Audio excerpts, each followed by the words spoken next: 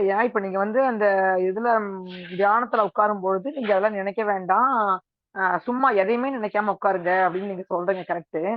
ஆனா வந்து, அ இந்த மருந்து சாப்பிடுறப்ப குரங்கு நினைக்காதன்னு சொன்னாங்களாக்கா, அந்த ஞாபகம் தான் வரும். அடடா! குரங்கு நினைக்காதன்னு சொன்னாங்களே, குரங்கு நினைக்காதன்னு சொன்னாங்களேன்னு சொல்லுவாங்க. அந்த கதையா தான் முடியுதுன்னு வச்சுக்கோங்களேன். அதுக்கு விளக்கம் குடுங்க ஐயா. மகிழ்ச்சி, மகிழ்ச்சி. அதாவது அருமையான ஒரு எல்லோருக்கும் தேவையான, எல்லோர் மனதிலும் எழக்கூடிய ஒரு ஐயம் தான் இது. நாம் முன்னாடி பேசும்போது என்ன சொன்னோம்னா, எதையும் நினைக்காமல் உட்காருங்க அப்படின்னு நம்ம சொல்லல. எதையும் நினைக்கக்கூடாது என்ற முயற்சியோட உட்காரக்கூடாது. அதாவது தவம் என்பது நாம ஏதோ செய்யறது அல்ல. தவம் என்பது தானாக இயல்பாக அமையக்கூடியது. அப்போ நம்ம எதையும் நினைக்காமல் இருக்க போறோன்ற ஒரு முடிவோட உட்காரல. எந்த நினைப்பும் வரக்கூடாது என்ற எதிர்பார்ப்போட உட்காரல. எதையும் நினைக்காம இருக்க போறேன் அப்படின்னு முயற்சியோட உட்காரல.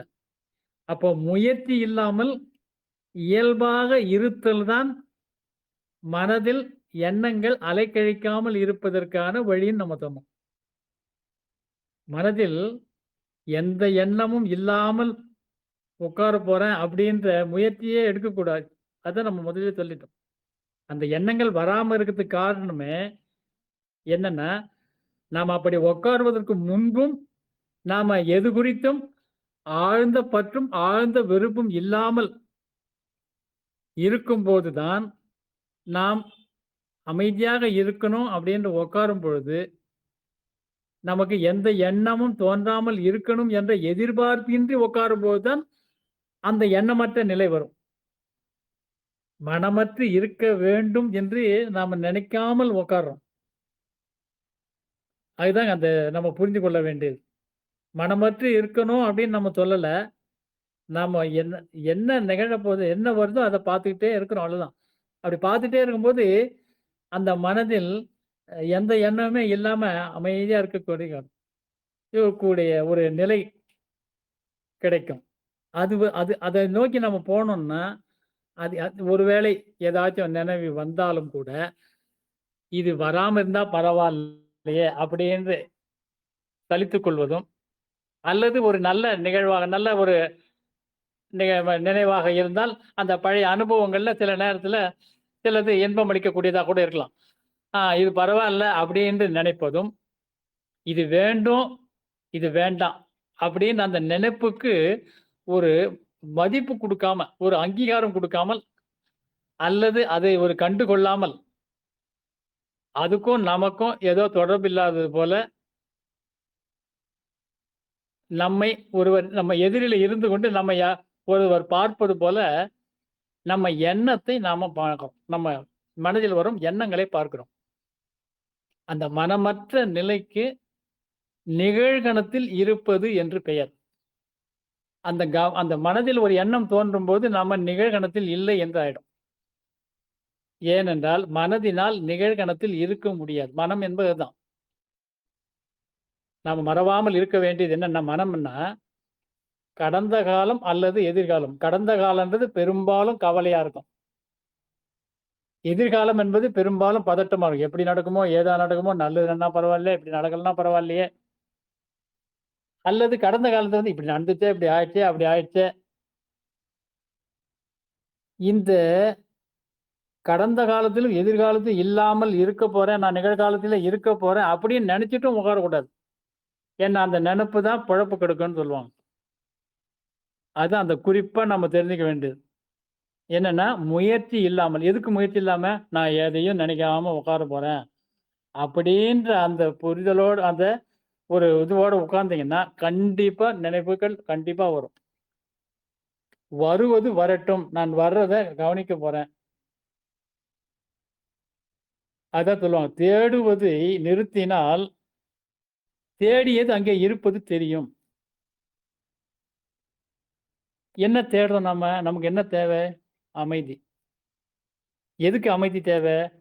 அந்த அமைதியில் தான் அடுத்து என்ன செய்ய வேண்டும் என்பது சரியாக தெரியும்.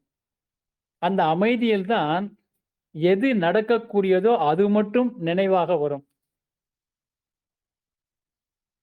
கடந்த காலத்திலோ, எதிர்காலத்திலோ இருக்கும் பொழுது, நமக்கு அந்த உண்மையான எது நடக்கக்கூடியதோ, எது நடந்தால் எனக்கும், எவர்க்கும், இப்போதும், எப்போதும், உடலுக்கும், மனதுக்கும் இசைவாகவே இருக்குமோ, அது எப்போ அந்த எண்ணம் வரும்னா, நிகழ்கணத்தில் இருக்கும்போது வரும். அந்த நிகழ்கணம் என்பது ஆழ்ந்த அமைதி. ஆழ்ந்த அமைதின்னா, சுத்தி எந்த இதுவும் நடக்கக்கூடாது அப்படின்னு இல்ல. சுத்தி என்ன நடந்தாலும் என்னுடைய மனதுல ஆழ்ந்த அமைதி இருக்கு. அவ்வளவுதான். அதுதான் அதை குறித்து தான் நம்ம பார்க்கணுமே ஒழிய, எதையும் நினைக்காம இருக்கக்கூடாது. நான் அமைதியா இருக்க போறேன். அதையும் நினைக்க வேண்டாம். என்ன வருதோ உட்கார்றோம் அவ்வளவுதான். என்னென்ன வருதோ வரட்டும். அப்படி பார்க்கும்போது தான் அந்த எண்ணங்கள் காலியாகி, குறைந்த காலத்துல நமக்கு இந்த மாரியான ஒரு பயணத்தை நோக்கி போகக்கூடிய ஒரு இது கிடைக்கும். ஆற்றல் கிடைக்கும். நம்ம இப்படி உட்கார்ந்த உடனே ஏதேதோ வருதுன்றதுனால என்ன பண்றோம்னா, நாம இத உட்கார்றதே விட்டுர்றோம். உட்கார்றத விட்டுறதுனால அது என்ன ஆகுதுன்னா, சேர்ந்துக்கிட்டே அந்த மூட்டை சேர்ந்துக்கினே இருக்குது. அந்த மூட்டை தான் நம்ம வெவ்வேறு பேர்ல அழைத்துட்டு இருக்கிறோம். சம்சார சாகரம்.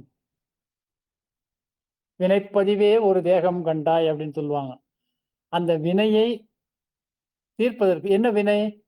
முன்னோர்கள் செய்த வினை வித்திலே உண்டு. மூளையிலே தந்தையலின் பதிவனைத்தும் உண்டு. பின்னே தான் புலனைந்தும் இயக்கிப் பெற்ற பழக்கப் பதிவுகளும் உண்டு. இம்மூன்றும் ஒவ்வொன்றாய் தன்னை உள்ளுணர்ந்து அகத்தவமிருந்து ஒவ்வொன்றாய் போக்கி வர வேண்டும். தன்னிலே பதிவான பழிச்செயல் பதிவுகளை தணிக்கவோ, மாற்றவோ, போக்கவோ, பொருளோ, செல்வாக்கோ, போற்றிகளோ, வழிபாடுகளோ, அர்ச்சனைகளோ, பரிகாரங்களோ, இன்னும் நாம என்னெல்லாம் செய்யறோமோ எதுவும் பயன்படாது. அழகா சொல்லியிருக்காங்க. அப்போ என்ன வழின்னா, நானு உட்கார்ந்து என்னெல்லாம் வருதோ வரட்டும் அத அத அப்படியே அதை அனுமதித்துக் கொண்டே நம்ம பாட்டுக்கு பார்த்துட்டே இருக்கும்போது, ஒரு கட்டத்துல எல்லாம் காலியாயி பிளாங்க்கா ஆயிடும். அதை குறித்து தான் நம்ம பார்க்கணும். இது தவிர, இத செய்தா, இங்க போனா, இங்க கும்பிட்டா, இந்த இது பண்ணா இது சரியாயிடும் அப்படின்னு நாம செய்கிற எல்லா முயற்சிகளும் இடைவணிகங்களாகி, தள்ளு முள்ளுகளாகி, காத்திருப்புகளாகி, குறுக்கு வழியில அதிகமா கட்டணம் செலுத்தி சீக்கிரமா போய் தரிசனம் பண்ணி இந்த மாதிரியான ஒரு முயற்சிகளில நாம போயிட்டு இருக்கிற வரைக்கும் இந்த மன அலைச்சூழல்ல நம்மால விடுபடவே முடியாது. இந்த தவத்தினுடைய பலனை நாம தெரிஞ்சுக்கணும் அப்படின்னா, நல்லா தெரிஞ்சுக்கலாம். எப்படின்னா, தவம், அறம் மேற்றுணையாமேன்னு சொல்றாங்க. இந்த பழிச்செயல் பதிலிருந்து விடுபடுறதுக்கு என்ன வழின்னா, இளைப்பினை போக்க இருவழி உண்டு. என்னன்னா, திளைக்கும் வினைக்கடல் தீர் உறு தோணி, கிளைக்கும் தனைக்கும் இருவழி உண்டு. என்னன்னா, தவம், அறம் மேற்துணையாமே. தவம் என்பது மீண்டும் நாம் நினைவுபடுத்திக் கொள்ள வேண்டியது, எந்த வேலையும் செய்யாமல் கடமைகளை உதறிவிட்டு கடவுளை போற்றுவதோ, வழிபடுவதோ, அல்லது வாழ்த்திக் கொண்டிருப்பதோ, அல்லது வேண்டிக் கொண்டிருப்பதோ, கெஞ்சிக் கொண்டிருப்பதோ அல்ல. தன் வயமாக இருத்தல். தவம் என்பது தவம் செய்வார் தம் கருமம் செய்வார். தவம் என்பதற்கு என்ன வரையறை கொடுக்கிறார் வள்ளுவர்? தன்னுடைய கருமத்தை செய்வார். தவம் செய்வார் தம் கருமம் செய்வார். கருமம் என்ன? எனது உடலை நான் பராமரிக்க வேண்டும். உடம்பினை முன்னம் இழுக்கென்றிருந்தேன், உடம்பினுக்குள்ளே உருபொருள் கண்டேன். உடம்பினுக்குள்ளே உத்தமன் கோயில் கொண்டான் என்றே உடம்பினை யான் இருந்து ஓம்புகின்றேனே. உடல் நலன சுயநலம் அப்படின்வாங்க சில பேர். அந்த சுயம் என்பதே என்னன்னா, அந்த சுயத்துக்கு பேர் தான் இறை. நம்முள்ள இருக்கிற அந்த இறையை உணர்ந்து அதற்கு நாம உடலை பராமரிக்கணும்னா, அந்த உணவை எந்த உணவு கொடுத்தா அது நல்லது? எப்ப சாப்பிடணும்? எவ்வளவு சாப்பிடணும்? ஏன் சாப்பிடணும்? அந்த உணவு செரிக்கிற அளவுக்கு நாம உழைப்பு இருக்கா? அந்த உணவை சாப்பிடுவதற்கு முன்னால பசி இருக்கா? அந்த பசி எடுக்கிற அளவுக்கு நாம காலையில எழுந்து இதுவரைக்கும் என்ன செய்திருக்கிறோம்? இந்த மாரி ஒவ்வொன்றை குறித்தும் எல்லாவற்றிலும் அந்த உடல் பராமரிப்பிலிருந்து தன்னுடைய உடல் பராமரிப்பிலிருந்து, குடும்பத்தை பராமரிப்பதிலிருந்து, தொழிலை மனசாட்சியுடன் என்னை ஒருவர் பார்க்கிறார், என்னை கண்காணிக்கிறார் என்கின்ற இதற்காக நான் செய்யாமல், யாரும் பாராத போதும் சரியாக சுற்றும் கடிகாரம் போல் நம்ம வேலை செய்யும் பொழுது, நம்ம தவத்துல உட்கார்ந்தோம்னா, இந்த மாரியான எண்ணங்கள் எதுவுமே உங்களுக்கு அலைக்கழிக்காது. ஆகவே, இது போல நாம இதை குறித்து எந்த எந்த நோக்கமும் இல்லாமல், எந்த முடிவோடும் உட்காரக்கூடாது. எதுவும் நினைக்க மாட்டேன். அமைதியா உட்கார போறேன். நான் தவம் பண்ண போறேன். அப்படின்லாம் எந்த நினைப்பும் தேவையில்ல. எதுவுமே தேவையில்ல. வெறுமனே உட்கார்றோம். ஆனா, அதுக்கான சூழலை ஆரம்ப கட்டத்துல தேவை. என்ன சூழல் அப்படின்னா, தலை, கழுத்து, மார்பு நேரா இருக்கணும். இப்ப அது வந்து தவம் பண்ணும்போது தான் இல்ல. இப்ப நம்ம கேட்டுட்டு இருக்கிறோம், பேசிட்டு இருக்கிறோம். இப்ப நான் பேசும்போதும் அப்படியே தான் உட்கார்ந்துட்டு பேசிட்டு இருக்கிறேன். நீங்க கேட்கும்போதும் ஏதோ ஃப்ரீயா, ஜாலியா அப்படின்னு இல்லாம இருக்கலாம். ஜாலியா இருக்கலாம். தளர்வா இருக்கலாம். உடம்பு தப்பு இல்ல. ஆனா, எந்த நிலையிலும் நீங்க உங்க தலை, கழுத்து, மார்பு மட்டும் நேரா இருக்கிற மாரி பார்த்துக்கணும். உட்கார்ந்தாலும் சரி, படுத்துக்கிட்டு இருந்தாலும் சரி, நின்னுட்டு இருந்தாலும் சரி. அது மாரி வைத்துக் கொள்வது. 2வது உட்கார்றதுக்கு இந்த மாரி ஒரு குறிப்பிட்ட நேரம் உட்காரணும்னு நினைக்கிறவங்க, தலை, முகம் அதாவது முகம், கை, கால்கள். குறிப்பா பின் கழுத்து, காதுகள், முழங்கை வரைக்கும், முழங்கால் வரைக்கும் சுத்தம் செய்து கொண்டு, நன்றாக ஈரமில்லாமல் துடைத்துக் கொண்டு, ஒரு 1/2 டம்ளர் வெதுவெதுப்பான தண்ணீர் அருந்திவிட்டு உட்கார்ந்தீங்கன்னா, இப்ப நேத்தே நம்ம அந்த மாரி செய்ய சொன்னோம். எவ்வளோ பேர் செய்தாங்கன்னு தெரியாது. அவங்க செய்தவர்களும் அவருடைய அனுபவத்தை இந்த இந்த இதுக்கு பிறகு சொன்னாங்கன்னா நல்லாயிருக்கும். ஏன்னா மற்றவங்களுக்கு அது உற்சாகமா இருக்கும்.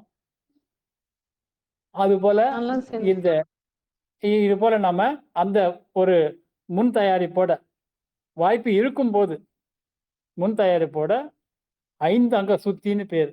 முகம், கைகள், கால்கள், அதுவும் முழங்கை வரைக்கும், முழங்கால் வரைக்கும். காதுகள், பின் கழுத்து. இதெல்லாம் எதுக்காக அப்படின்னா, பிரபஞ்ச பேராற்றலை நமக்கு ஈர்க்கக்கூடிய ஆண்டனாஸ் இதெல்லாம்.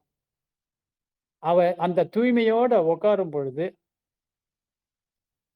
இந்த உட்கார்றதுக்கு முன்ன நான் என்னெல்லாம் செய்துட்டு இருக்கேனோ, அல்லது அதுக்கு முன்னாடி என்னுடைய கடந்த காலத்துல இந்த ஆழ்ந்த பற்றும், ஆழ்ந்த வெறுப்பும் இல்லாத மனநிலை எல்லா வேலையும் செய்யறது தான் இதுக்கான நுட்பங்க.